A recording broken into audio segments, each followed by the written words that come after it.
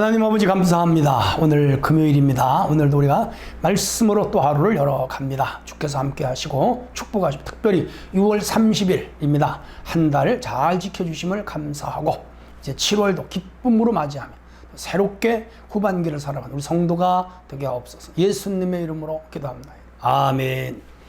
예, 오늘은 6월 30일 금요일입니다. 이렇게 한 달이 다 갑니다. 사도행전 5장 17절로 42절 내용이 조금 됩니다. 읽을게요.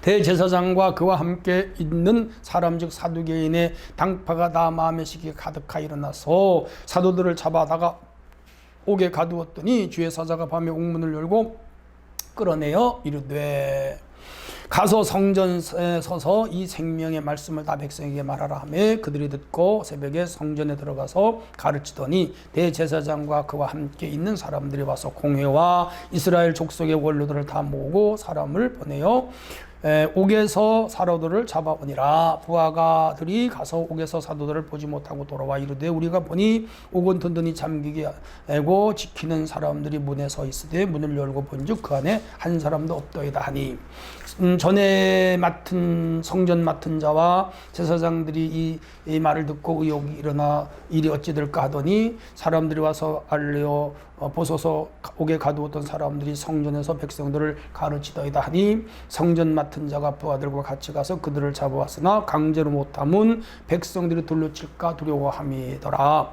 그들을 끌어다가 공회 앞에 세우니 대제사장이 물어 이르되 우리가 이 이름으로 사람을 가르치지 말라고 엄하였으되 너희 가르침을 예루살렘에 가득하게 하니 이 사람의 피를 우리에게로 돌리고자 함이로다. 베드로와 사도들이 대답하여 이르되 하나님 사람보다 하나님께 순종하는 것이 마땅하니라. 너희가 나무에 달아 죽인 예수를 우리 조상 하나님이 살리시고 이스라엘에게 회개함과 죄사함을 주시려고 그를 오른손으로 높이사 임금과 구주로 삼으셨느니라. 우리는 이 일의 증인이요 하나님이 자기에게 순종하는 사람에게 주신 성령도 그러하니라 하더라. 그들이 듣고 크게 노하여 사도들을 없이하고자 할세 바리새인 가말리엘은 율법 교사로 모든 백성에 존경받는 자라. 공회 중에 일어나 명하여 사도들을 잠깐 밖에 나가게 하고 말하되 이스라엘 사람들아 너희가 이 사람에게 대하여 어떻게 하려는지 조심하라. 이전에 드다가 일어나 스스로 선전하며 사람이 약 400명이나 따르던 그 죽음을 당하며 따르던 모든 사람들이 흩어져 없어졌고 그 후에 호적할 때 갈릴리 유다가 일어나 백성을 꿰어 따르게 하다가 그도 망한즉 따르던 사람들이 흩어졌느니라.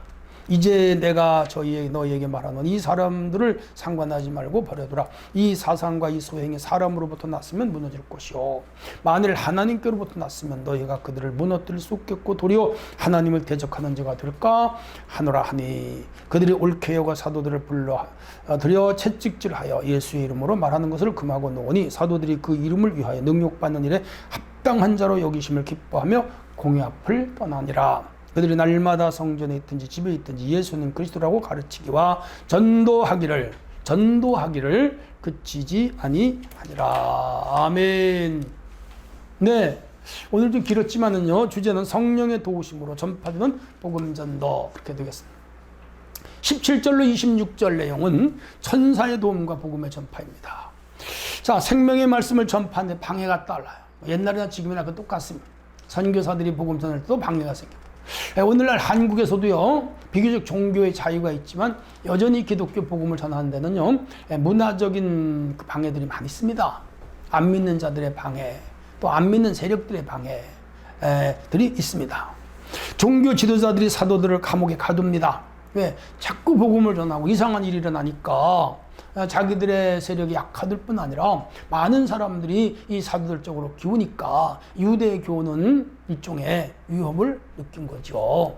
여러분 한국 교회가 처음에 들어와서 막 우리 개신교가 발전할 때 캐톨릭도요 한국 교회 개신교를 많이 박해했습니다. 그리고 불교도요 끊임없이 우리 개신교를 박해했고요. 지금도 마찬가지입니다. 지금도 여전히 우리 기독교 개신교를 안티하는 세력으로 남아있어요. 예, 이래서 복음 전파는 예수님이 오시는 그날까지 재림 때까지 끊임없이 세상으로부터 박해를 받고 비박을 받아요. 그 성경에 이미 예언된 바예요. 자신들의 경고를 무시하고 이 사도들이 복음을 전했기 때문에 그래요. 그래서 이 복음 전도로 인해서 기독교가 부흥되자 이 사두개나 바리새 유대 종교 지도자들의 위상이 점점 약화되는 거예요. 그래서 이제 시기하고 질투하고 또 아주 이들을 미워하게 된 것이죠. 그러나 하나님의 그 도우심으로 사도들이 그 감옥에 갇혔었는데 그날 밤에 천사가 찾아와가지고 그들을 다 석방시켰어요. 다 석방시켰어요. 감쪽하지 나왔지. 그래서 아침이 됐습니다. 이제 이들을 재판해가지고 뭐 사형시키든지 하려고 데려오라고 했더니 이 사람들이 가보니까 감옥이 다 열렸고 한 사람도 없는 거예요. 다 나간 거예요. 근데 일부는 근심하고 일부는 화가 났어. 어떤 사람들이 말하기를 그들이 지금 성에서 예수를 전하고 있다고. 그랬더니 당장 잡아라. 당장 잡아라. 그래서 잡아왔어.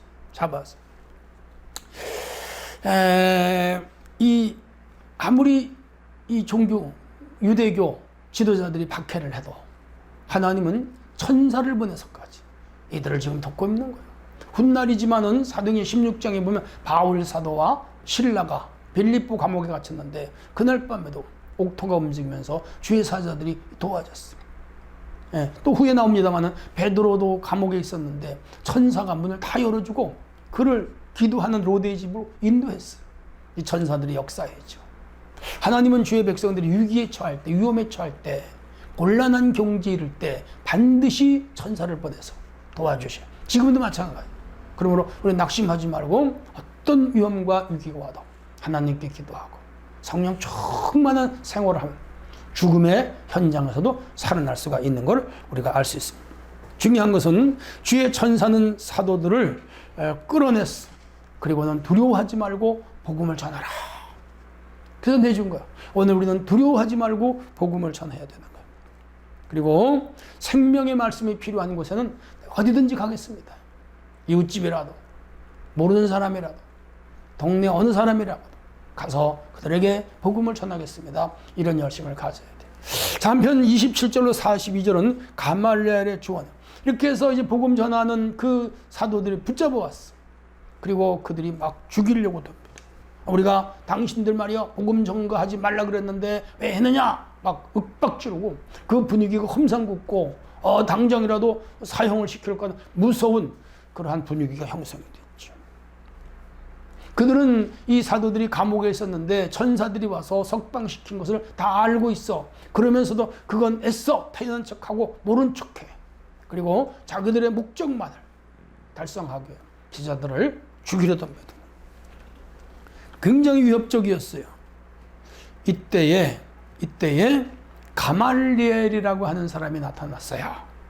당시에 랍비들이 많았어요. 근데 힐렐 학파, 삼마이 학파, 가말리엘 학파, 이 가말리엘은 당시 살아있는 유명한 학자였습니다. 그들 사이에서 존경받는 율법학자, 유대인 학자, 바울 사도가 이 가말리엘 문화생이에요. 그 아래서 배웠어요. 오늘날은 서울대학 총장 정도 됐다고 할까요? 그 정도로 권위가 있고 높은 사람.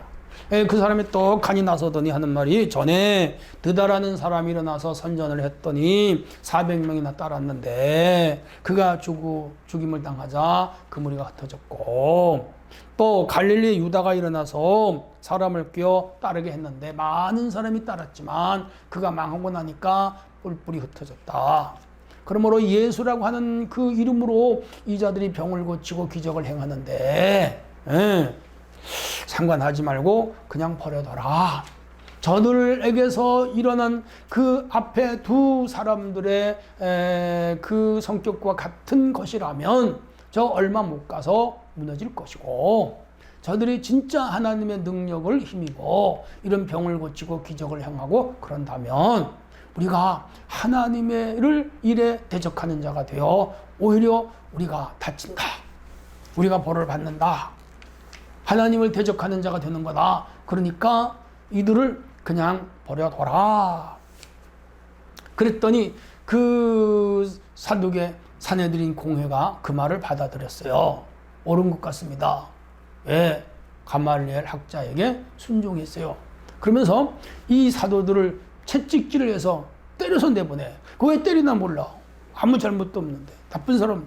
폭력을 행하는 종교 지도자들이 폭력을 행하면 됩니까? 안 되죠. 때렸어. 근데 이 사도들은 한마디도 그들에게 대들지 않고 복음 전도를 위하여 능욕을 받는 것이 오히려 맞다. 더 기쁘게 여겼어. 왜? 예수님이 그러라 그랬거든. 예수님. 복음 전도하다가 욕먹고 미움받고 핍박당하고 무시당하고 멸시당할 때 오히려 기뻐하라. 왜? 하늘에서 너희 상이 큼이라. 팔복에 있잖아. 8번째 복. 여러분, 우리도 교회 다니다가 욕먹고 교회에서 봉사한다고 욕먹고 그리고 기도한다고 욕먹고 또 교회 전도한다고 욕먹고 남편이 교회에서 먹을 것 주냐 입을 것 주냐 너 맨날 교회 가서 사냐 교회다 돈 바치고 다니냐 목사가 그렇게 좋으냐 그러는 사람들도 있어요. 그러거나 말거나 우리는 하나님을 사랑하기 때문에 영혼을 사랑하기 때문에 교회를 사랑하기 때문에 그리고 우리는 영생을 얻었기 때문에 그렇게 교회를 섬기고 복음을 섬기는 거예요. 낙심하지 말고 포기하지 말고 이 사도들처럼 즐거운 마음으로 어떤 핍박도 이겨내야 됩니다. 자, 그래서 이들은 기뻐하면서 집에 있든지 성전에 있든지 예수가 그리스도라고 가르치는 전도하는 일을 어떻게 했다고요? 쉬지 아니하니라. 교회는 복음 전하는 일을 전도하는 일을 예수가 그리스도라고 하는 것을 알리는 일을 쉬면 안 돼. 끊임없이 해야 돼. 끊임없이. 우리 교회는 이 일을 지속적으로 감당해야 됩니다. 우리 모두가 같은 마음으로 이 일을 감당할 수 있기를 바랍니다. 이 사도들과 같이 채찍질을 받고 미움을 당하고 멸시를 당하고 무시를 당해도 개의치 말고 오직 복음 전파에 한나라 확장에 교회 부흥에 내 일생을 헌신하겠습니다. 그런 마음으로 우리 모두가 일하기를 주의 이름으로 축원합니다. 하나님 아버지, 이렇게 6월 30일까지 우리가 사도행전 5장까지 읽었습니다. 이제 7월에도 차례차례 사도행전 읽으면서 은혜 받게 하시고 초기 교회 성도들처럼 뜨거운 마음으로 주님과 교회를 섬기게 하옵소서. 예수님의 이름으로 기도합나이다. 아멘.